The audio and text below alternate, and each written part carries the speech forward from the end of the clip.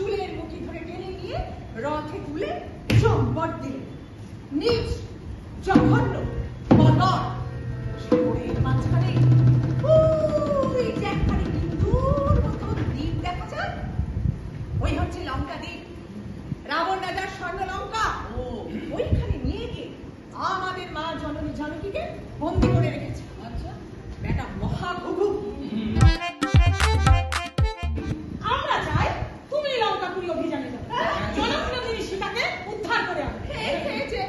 আমি কি করে পারবো? তাই তো। আরে ও অধিকারী, এই তো বীর হনুকে পাঠাবে, তাড়াতাড়ি পাচ্ছ অনুমতিকে। চিনে রাখো, মেয়েদের দ্বারাই মেয়েদের উদ্ধার সম্ভব। আচ্ছা,